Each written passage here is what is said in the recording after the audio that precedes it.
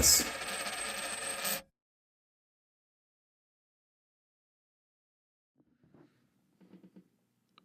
Welcome to the Broke Man's Podcast. We are back. Good morning, Bo. Good morning, Sonny. We hope you're in good spirits, man. Hope you're feeling a lot better. Let's kick it off with a little bit of gratitude before we get into this subject. I am grateful for support. I am grateful for the people that have sent out a text saying, "Hey, great job on the podcast. We love what you're doing." And I've gotten that a lot this week. I'll explain more to you later after the podcast, but I'm grateful for that. I'm grateful that people actually want to listen. They listen, and it's helping, and it's bringing those conversations that needed to be had. It's bringing them to life. So I really appreciate that. I also appreciate, once again, you guys. Every time. I'm sick, you guys called. I have a birthday, you guys call. I have anything going on that I need, you guys are there. And if you can't be there, somebody's going to be there. Or you guys will let me know. You guys communicate very, very well. And I do appreciate that out of you, man. On that, yeah, I'm very grateful for knowing the impact that our messages have in our personal stories, just the lessons within them, to allow that to speak to every person that does listen in their own way and hear it in their own way, to reflect on that and potentially start that healing journey or accelerate that. So I'm very grateful for the impact that we're starting to have on others. I'm grateful for pharmaceuticals this morning. Dang, that is a deep voice. Thank you. R.I.P. James Earl. You guys forgot he passed away not too long ago. I am grateful for resilience. Yesterday I wasn't feeling the greatest and everything. Today I'm feeling slightly better, even though I sound like death is knocking at the door right now. But I am very grateful for resilience. And I am grateful for just friends who are willing to help. Just, Gary called me yesterday too and wasn't feeling the greatest and everything. He's like, "Hey, what do you need?" I'm like, "I'm good. I got this." And I need to be better at accepting help when I do actually need it. You shut your mouth. It's something I have to work on. I struggle with that still to this day, but I feel like I've gotten better over the past few years. But yeah, definitely I am grateful for those who are willing to put in the effort more than anything. Real quick, when you guys called me the day before my birthday and you offered to get me stuff, I had an inkling of declining it because I didn't want to accept it. That goes into, like, I feel sometimes weird when people gift me things and I just have to learn to accept it. I like that. Yeah. Yeah, me too. I'm working my way around that. Even when it comes to, we spoke about that, even when it comes to birthday, I'm even working my way around somebody saying happy birthday. We'll get into that next episode too, but we'll get into that next episode. There's a lot of things surrounded around family and trauma and the issues that carry on through your life if you don't acknowledge them. You have to acknowledge your wounds. And this week and last week, I think we all acknowledged a lot of wounds with each other as people, as men. We acknowledged some wounds, and I got down to the root of some things. And I was like, oh, I did that. Oh, I have those issues. Oh, that caused trauma, and it's led to this. So honestly, being around you guys helped me discover that. Having these hard conversations helped me discover that. And here I am. I was sitting there the other day a little teary-eyed because I was like, I found it. I acknowledged it, and I found what the issue really was and what happened. And the pain I distributed through that. Joke's on you, mother trucker. You're just as fucked up as the rest of us. Oh, man. I know. All right, let's get. Go ahead, Bo.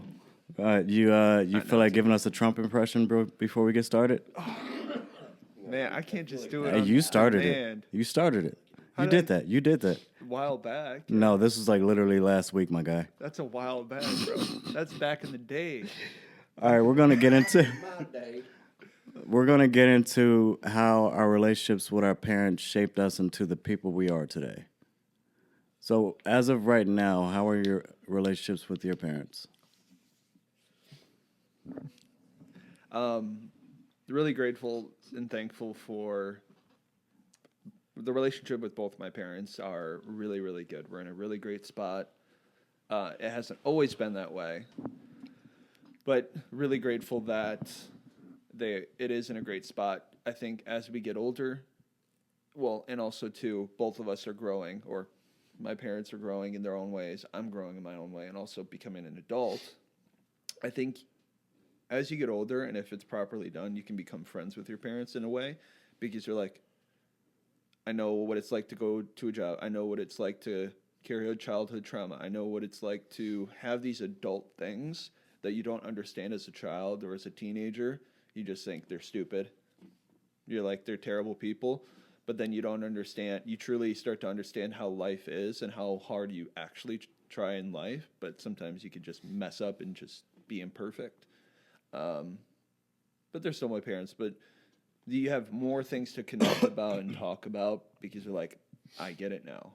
I get it. And you have more empathy. You have more love for them, hopefully, and compassion and kindness because we're still trying to figure this shit out too. Yeah. We're always trying to figure it out. And throwing a kid in there, I'm sure they're like, there's no written manual for this. It's always different. So I agree. yeah. I like that, and I've met your mom. She's wonderful, and I love being around her. She emits really great energy and a lot of love, and you can see the sparkle of life in her eye, especially when she sees her boys. It's nice. sure. Oh man, playing pickleball and her showing up and wanting to play and just laughing and having a great time. It was genuine, and it's straight from the heart. And more love like that is needed. The love that she has for you guys. It's amazing. Yeah, it is really amazing. And with that, when it comes to parenting, to all the parents out there, coach your kids young. Coach them about life. You are not raising kids. You're raising adults. They are becoming adults, and they are becoming people in this world that are going to have a great impact. And you are narrating their story, and you are feeding them knowledge. Coach them. Learn how to coach them. If you don't know how, ask. Get a help. It takes a village. But yeah, kids need coaching. We need coaching about life. We need coaching about how to get over problems. We need to see conflict get resolved. We need to see conflict happen. You can't hide everything from them, so those hard conversations need to be had. And the earlier you started, the better off they are. When you started early, you use certain words, and as they get older, you can use better words. And as they get older, you can use even more and be more honest with them. But yeah, Sonny, I'm interested, man. What kind of relationship did you have with your parents, and what is it like now? Oh boy. Let's go, James Earl Jones. Let's go. So I want to preface this with saying, if my parents do listen to this is by no means a bash fest against you guys or anything like that. This is just my observations, more so how I felt growing up. Okay, About to go prefacing in. that. Not really go in. You. God damn, Pulls out a script, a list of shit. sir, my mother listens to this. She does. Hey, I miss you and I love you and thank you for who you are. I mean this. She raised a beautiful son. And when you meet her, Bo, you'll be like, oh, I get it. She is wonderful. Have you met his mother? Briefly. Oh, man, you got to sit down and have a conversation with her, man. It is enlightening. And she is honest and she is very, very genuine. And you can tell she cares about the world and she cares about what her son is doing. And she is very happy to see where her son is at. Sweet. And she loves the heck out of him and any of his friends that are around, too. So with that being said, I probably will be spending Christmas with them because of that, just to be around them. Like, just be around people like that. It's amazing. But sorry to take over that, man. I had to acknowledge your mom and your dad. I met your dad, too. And he is calm, cool, and collect. He is calm, cool, and collect now. Yeah. Oh, yeah, go ahead. So this kind of goes into, like, oh yeah, what do you see of your parents that's in you now? And I'm like, according to Gary, I have both my parents in me, but whatever. I think, so kind of going back to, childhood growing up was kind of rough. We grew up in BFE. For those who don't know what that stands for, it's bumfuck Egypt. Middle of nowhere. I mean, where is it? Bumfuck Egypt. So What? Come on, man. Don't do me like Listen. It's a country thing. It's a country thing. that. Okay. Oh, I get it. Yeah. All right, Yeah. It's like growing up in I get it. Timbuktu. Yeah. Yeah. Okay. So if we call it BFE, he took a second. He took a second. Oh Don't God. worry, you're not the first person to do something like that. No, they didn't register. Oh God. So we grew up middle of nowhere and everything. Both mom and dad, from what I remember, had 2 jobs. I remember my dad working at the school, and I remember him also teaching at night. Remember mom being at the hospital a lot because that's where she worked and everything too. And I remember my dad having to go to a third job too, even sometimes to kind of raise money and whatnot. He would clean industrial heating units on like compressors and all that kind of junk that I know nothing about. So life growing up was kind of hard for us. I mean, we were in a 2-bed, 1-bath house with 2 kids. So both my sister and I shared a room. And there were times where, like, I distinctly remember things that just, like, I would get punished for things that kind of made you a kid. You know what I mean? Like, there were times where you're doing stuff that seems kid-like, and I look back on it now and I'm like, that was just me being a kid, but I was punished for it. And I think that's why now I'm a giant man child, because I didn't really get to have those years. I'm not wrong. He's not wrong. He's not wrong. There are times where I make just, I'm one of the kids at work kind of thing too, but I also can flip that switch between, being a kid and being a professional and everything too. My relationship with my parents, my mom and I have been steady for many, many, many, many, many, many, many years. She has always been the biggest cheerleader for me, always been the biggest support for me, always been just kind of the rock. No matter what, like, she is there. As for my dad, him and I had a strained relationship for a lot of years, and up until recently, it was like that. Now it's starting to grow and get better, and we're starting to kind of develop that more of the father-son relationship rather than more of a transactional relationship. For the longest time, it was like, like, hey, if you do this, I'll do this for you kind of thing. But nowadays, it feels like I can just call him up and be like, hey, just calling to check in, see how you're doing kind of thing. And he does the same for me. And there's a couple words, and this is gonna hit home for a lot of people, that I never heard my dad say up until recently. And this is gonna hurt. I love you. It's been years since I heard my dad say that. I'm proud of what you're doing. I'm like, huh. Okay, little me, it's okay. We're gonna get through this. And yeah, and I'm proud of what you've become. I'm like, oh, okay. I'm gonna need a second. And there are times where I'm like, I don't know what to say to that. I'm like, all right, well, I'll talk to you later. Love you, bye. Because I'm just like, I'm not used to hearing that from him, and it's just like, oh fuck, was like, man, that just hit home for me big time. And Dad, if you're listening to this, I just want you to know how much I do appreciate you saying those words and how much they do actually mean to me. And I'm sorry that it's hard for me to sometimes show that. It's hard, but I do love you, and I appreciate the support that you've shown me, like getting through out here and moving out here and just kind of taking a big change in my life. So thank you. Thank you very much. As you are where you are now, and the man that you are now, and thinking back with your father at that age, and knowing the stigmas and whatnot that are behind man, and the things that we go through emotionally and physically, and we're not allowed to share. And did it ever come to you? Sorry, this is one of the questions I didn't have for today, but it just came to me. Did it ever occur to you, like, man, he didn't have what I have now? He didn't have the awareness that I have now.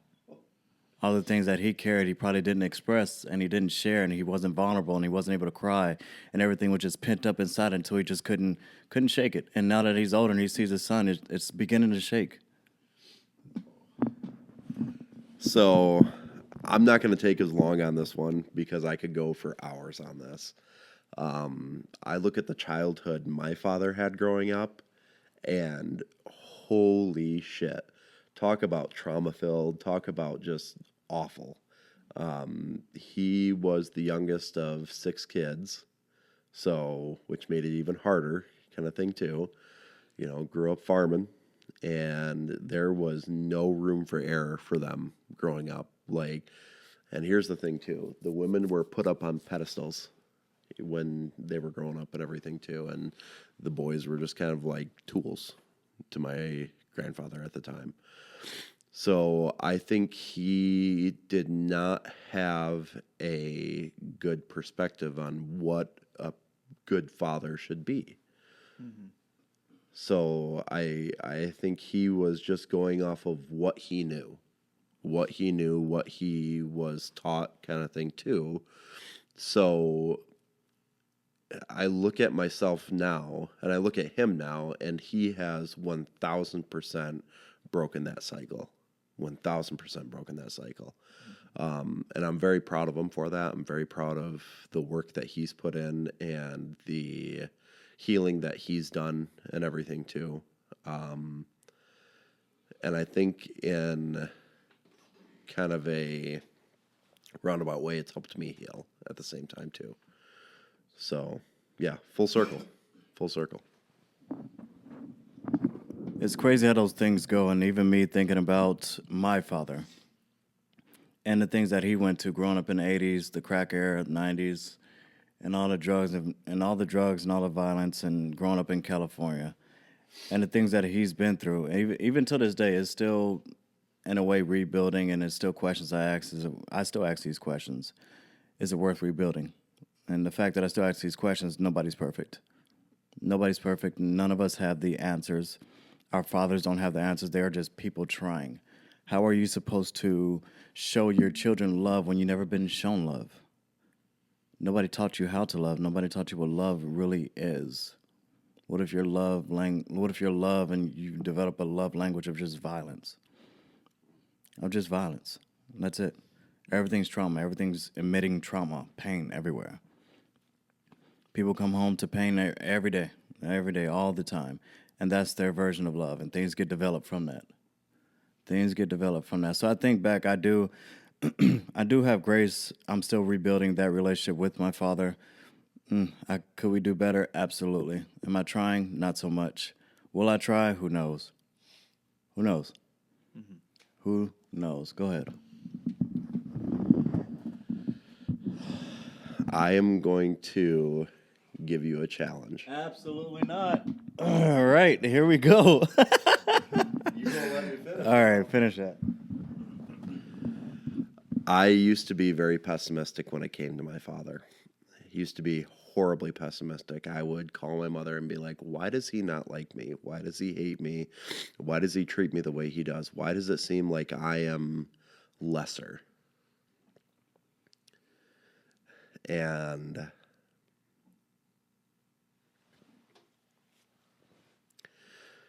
it hurt for a long time because I didn't know if it was something in me that he just didn't feel like I was worthy enough or anything.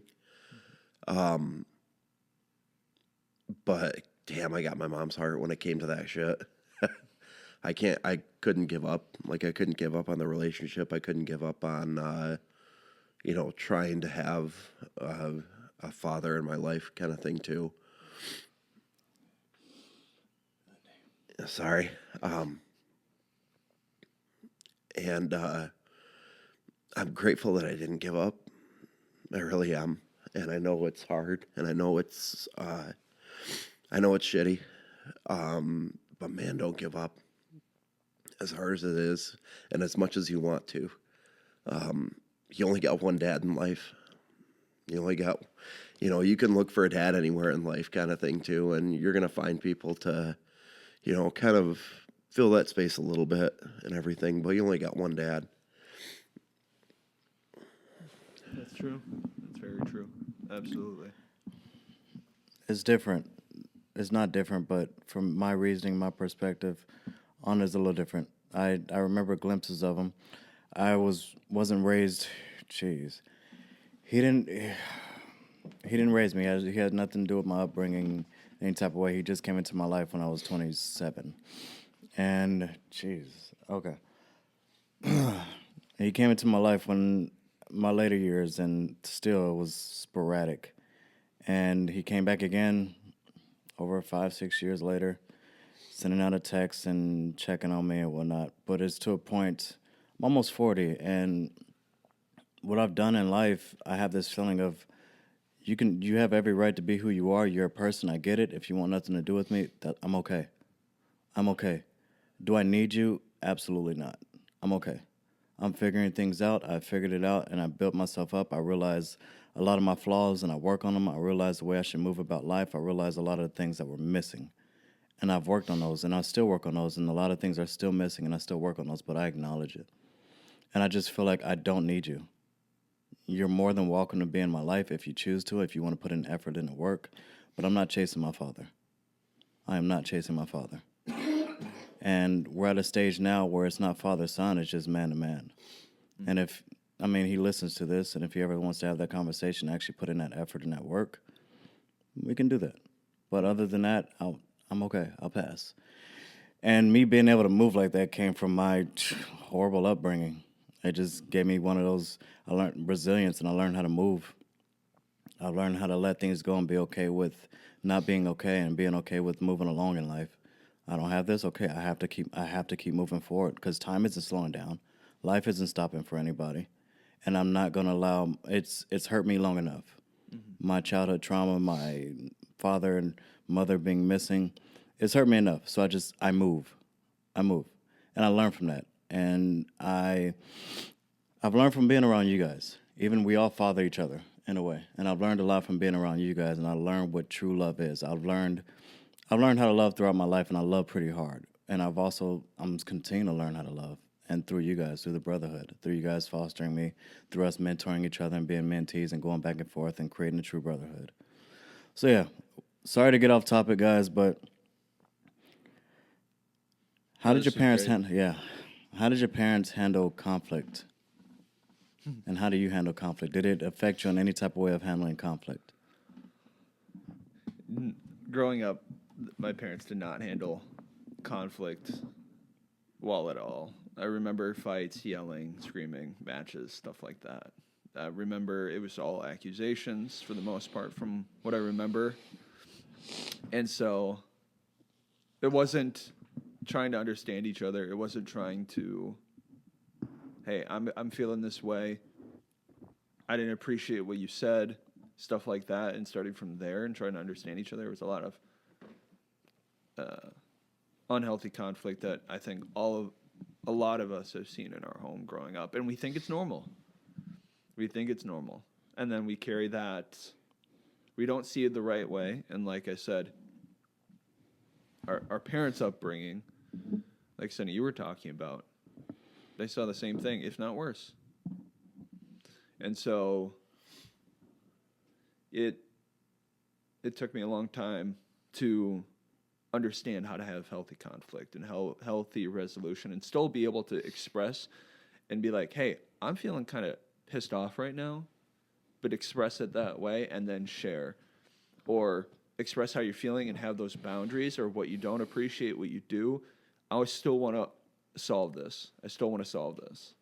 And so it's taken me a long time to work on this and see what true healthy conflict resolution is. I've been getting better over the years, but it was a lot of screaming matches, yelling, fighting, slamming doors, leaving the conversation because they're overwhelmed. Someone shuts down. Someone gets even angrier. Then it escalates. Thankfully, nothing like past that, thank God. But yeah, there was a lot of that growing up. And back and forth too. This is the big thing.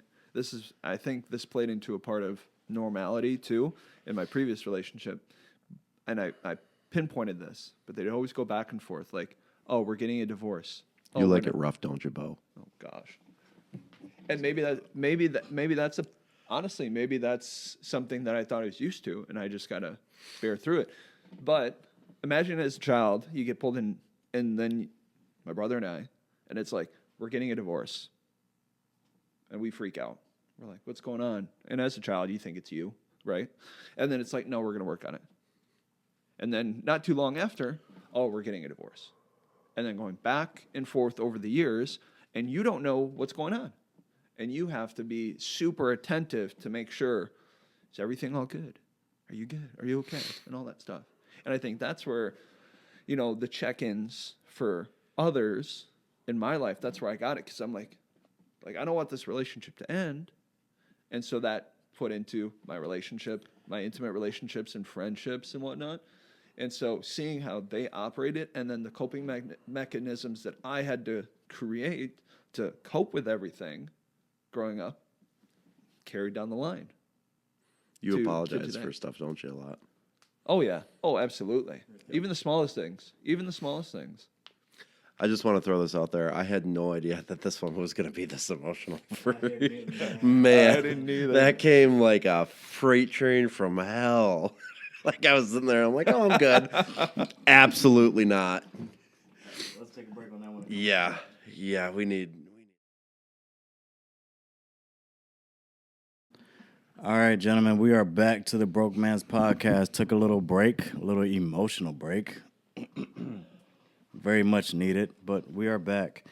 And I'm going to kick it off with another question. Did your parents encourage independence? Did they encourage independence? I mean, you would think back then, from our age group, relatively kind of close, you would think it'd be kind of hard because self-awareness wasn't an actual thing. It wasn't, not an actual thing, but people weren't aware of it. People were not aware of it. So do you remember your parents showing love? Were you shown love when you were younger? Yeah. For sure from my mom, absolutely. For my dad, it was much harder. Oh God, I might get emotional now. Shit. No, I think growing up with my dad, he always would say, "I'm proud of you and I love you," but it was not always, but there was always that sense of like he wouldn't always play with me all the time, or like my brother and I would like, "Hey, can we go play outside? Can we go play outside?" And he wouldn't. He'd be too busy doing other things, and so there came a sense of like, do you love me, Dad? Are you proud of me? Like, and everybody, father issues are so strong. When people have daddy issues or father issues, they are so strong. They are so strong. They affect so much in life, and it's heavy. And it carries over to relationships, and it carries over to your kids, and it carries over to your friends, and it just carries over to yourself in general. How you question yourself, how you compliment yourself, your inner critic, who you are, how you stand up. Do you stand up? Is your posture straight? Like everything. And it's so strong. The confidence in yourself, the confidence to handle things, the confidence to build something when it's broken. Fathers out there, you need to do better. Love your kids. Tell your kids that you love them. Be there for them. Show up. Give them that confidence. Take them out somewhere. Be with them. Work is not that important. Work is important, but it is not that important. Those relationships that are going to matter when you get older, and you're going to have a lot of regret if you don't. Mm-hmm. You're going to have a lot of regret if you don't. Love your children. Love your wife. Play with your kids. The game is not that important. Sports are not that important. Hang out with your kids. Take them outside. Be there for them. The game is not that important. Put it down. Mm-hmm. Put it down. Go outside. Have a talk with your kids. Learn how to talk if you don't know how. Learn with them. Admit to them. Have those conversations. But be a father. Be there. Be there. Present. Mindful. Be there. Mm-hmm. They need that. Those are going to be the things they hold onto strongly as they get older. You're going to hear about it. You are going to hear about it, and then you're going to have all that regret You're going to have all that regret, but it's no need if you take care of it now. Be there and admit to them, hey, I don't know how to be there and I'm learning. Because they're people. Parents are people. They are people that are learning because parents haven't taught their kids how to be parents and coach them so they don't grow up and know how to be parents and coach their kids, and the cycle just keeps breaking. I think it also goes back to vulnerability and who men should be, but that goes back to our vulnerability conversation because men have not been encouraged through the generations. It's been a shit show, and I think they don't play that role, and society's told them to just be the provider and protector, but they take it so financially focused or physically focused. Like, you can provide in all aspects of life. yes. All aspects of life. Like, you can provide mental stimulation like intelligence and good conversation and lessons and whatnot, but you can provide emotional support and love and stability and validation and affirmations, and you can provide so much. And I fucking hate especially the commentary today, and it still continues, but it was worse in previous generations. Provide, protect. Provide what? Financially. That's the only shit you hear. It's like, Yeah. are we this one dimensional? Like, what the Yes. what the hell are we doing? Yes, Like, it should be more. Because I look at the generation that my parents came from, my parents came from, their parents came from. To everything was about what you can provide, And the thing was too, like, back then you could get a 4-bed, 3-bathroom house for $90,000 on the market and stuff like that too, and you could provide a stable environment for a child to grow, for a family to grow on a teacher salary or on a single salary. Nowadays, like, shit, I was looking at houses the other day and you're not seeing anything less than $500,000 worth anything. You're looking at something that's, $650 and it's, a 3-bed, 2-bath on a 1/4-acre lot kind of thing. And you're like, oh my sweet Jesus, it's not even worth it. So I got 2 things to say real quick. One, you were talking about like be there, be present, or else they're going to regret it later in life, or you're going to end up on a podcast later in life like us. Just saying. You're welcome. Gotcha. Gotcha. My trauma's on the internet now. What you gonna do about it, Dad? Don't miss my piss ball. I'm not gonna. It'll stand there for like 10 seconds. I'm sorry, it blended in. Anyways, I just still keep thinking about the call first guy, to be honest.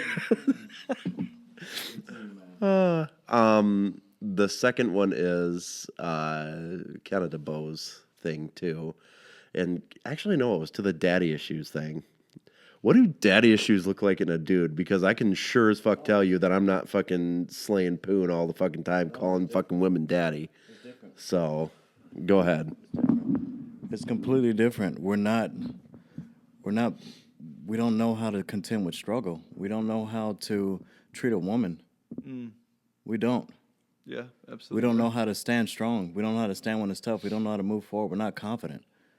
We don't know how to actually stand up for what we believe in and stand up for life. We don't know how to fight. We don't know how to fight for life. We don't know how to love life. Like, the strength is actually love, and we don't know how. There's no confidence when it comes to talking to women. There's no confidence when it comes to getting a job. There's no confidence when it comes to getting a promotion. And if you do gain that confidence, it's gained the wrong way, and you do the wrong things, and the power struggle continues.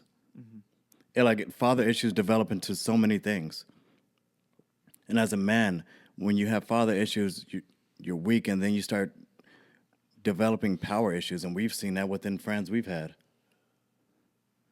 They want to prove to their father that they're this or they're that, and they want to prove to their fathers that they're strong, and I am all this, and I've accomplished all this. Now look, Dad. For their dad to only say, no, I'm saying, because I've seen it in a couple of friends that have, even to recent. This what it looks like. This what daddy issues look like in a man. It's terrible. We don't know, man. We get so closed off when we feel alone. It spirals into so many things. Like I said, those monsters start having legs. You get 100 legs from one little monster in the fog. Now, one little monster in the fog is your father. Yeah, and all what you said, you don't know how to do this, and this, you don't get it in a healthy way. There's no health. That's the issue. Yeah. You don't know how to be vulnerable. You don't know how to properly love. You don't know how to speak. Man, you don't even know how to advocate for yourself or stand up for yourself. You don't know how to act in a relationship, and now you're getting a divorce too. Now you're breaking up too. Now you're delivering trauma to your partner. Yeah. And then, or you blame the F boy Yeah. thing. Are you the going child around that just never breaking grows up. hearts, and then you go around and you break your kids' hearts? It just, father issues in a man looks very different, and it's a lot. And even some ways you've seen some do the same thing as women when they have daddy issues. I'm not going to speak on that because that's not my place. When we have a woman on this podcast, I will. But sorry, Sonny, go ahead. Man, that touches a sore spot. Yeah. Well, I was gonna say that goes the same with mommy issues though too. Yeah. I mean, we're talking about dads and stuff like that. Moms are the same way too. I mean, moms can, definitely traumatize kids to the point of, oh hey, like you're not gonna learn how to have a proper loving relationship too. And I think also too, when it comes to the whole daddy issue thing too, I'm unpopular opinion, you the bitch in the relationship then if you don't know how to stand up for yourself. Like I'm being very blunt and very plain and stuff like that too, but you like just letting somebody walk all over you, not standing up for what you want, what you believe in, what you feel is right or anything like that. If you're getting into a relationship with somebody and you're just, you're letting them control the narrative, letting them control every aspect of the relationship and everything too, like who are you? Like you're not, a relationship is two people, not one person controlling every aspect of it. I disagree. Well, I agree with you, but I disagree with the bitch part. I do not curse, so I will not say the word. But if a boy isn't shown how to be a man and actually properly regulate himself and deal with a relationship and stand up for himself and learn how to move that way and carry that masculine energy properly, yes, he's going to get ran all over. He wasn't built strong. He didn't have a father to build him up strong. And you see that nowadays with a lot of men. But yeah, mother issues are true too. I have them. They are very strong. Yeah. Oh yeah. Moms, yeah. It is very strong. Watching the things my mom did, I didn't know how to be. Yeah, for real. Mother issues, man, they go a long way as well. True. They go a long way as well. You get to watch men how they treat your mom, and you think that's how it's supposed to go. And then, as you know, you date women like your mom. You do. I don't like you. You date women like no. I'm serious. Until I learned certain things, I was dating women like my mom. It's real. You date women like your mom. Just how you see girls with women with crappy dads, they date those crap. They go find those men. Because they're used to it. Yeah. When you are a father, your daughters are looking up to you like the man that they want. You're showing them the man that they should be having. Take your daughters out on dates. Show them what it's like how a man should treat a woman. Vice versa. A true healthy Mom, man's yeah. gonna show Vice how versa. they're gonna Moms, show you. take your sons out on dates. Show them the love that a woman's supposed to give them. Show them that they can be vulnerable. Yeah. Stop. Jesus, Sonny. But no, parents' issues, mommy issues, daddy Arkansas. issues, it goes a long way. On that, Yeah, go for it. on that, the video I sent you guys in our chat, The frogs, I watched it. yeah. So, it'd be great. This goes into so many things. Is when physiologically you're used to all that shit and all the roller coaster of emotion and having a poor father figure or having a poor mother figure, and this is all I know. That's your new normal. The emotional roller coaster, the dopamine highs, like they love me, or oh, they did something nice to me, and then it goes right back to, those jolts. Really, F with your physiology, and you never truly bond or love. So you don't, like, if you're never in that space, you never know what it feels like. So if you never know what it feels like, you don't look for that. Plain and simple. Because you're just blind. I don't know what China looks like, so I need to go there. But Yes. if I didn't know it existed, I would never go there. Yes. So I think that goes to how we operate in relationships, because this is all I know. And then thankfully, as you become more self-aware and grow and heal, you're like, you start to elevate, not you're better than, it's you elevate yourself, your higher self, and you start to see, oh my God, this is what I've been used to for so long. You need to get out of that cycle, because you're trying to unteach your body years, decades of emotion in the way to operate and think, that it's just so unconscious, it's so ingrained in you, that now, thankfully, with our brotherhood and whatnot, it's you have to like pull yourself out physiologically too, not just mentally, but physiology too, to like, okay, this is what healthy should feel like. It can feel less, it can feel more boring, but more peaceful and stable and long lasting and fulfilling and deep. Yeah, a lot of people also chase when it comes to daddy issues and mommy issues. People try to fix their dads or try to fix their moms, and they find that in people and try to fix things. Absolutely. They do, and that's that's going to be a conversation that we're going to have on the next podcast of that, though. But I remember doing that, trying to fix women or women trying to fix me, because you look for those people. I'm finding women that were like my mother, full of trauma, full of issues, and I'm trying to fix them. And those women will find me, like their dad, all messed up and full of trauma, pain, and trying to fix me. It's just one of those things that goes a long way, and we try to fix people. And man, I had to get myself out of that, and I thank goodness I am out of that. I have no business trying to fix somebody. It is not my job. I am not Bob the Builder. I do not have a spiritual tool belt for other people. I have it for myself. Mm-hmm. But yeah, we will end on that note, and we are going to continue this. You have a spiritual tool belt for others too. Yeah. I appreciate that, Sonny. I appreciate it a lot. Yeah, I love you you do. guys, and I really appreciate you guys for this time. And let's continue this. Yeah, there's part 2 coming, guys. And let's sit down an encouraging message to some people. For those who don't have a dad or a father figure in their life to hear this from, you are loved. You are so incredibly worthy of love. I am proud of everything that you've been through. I am proud of everything that you are going through. And I hope this message finds you. And I hope this actually gives you the strength to continue on.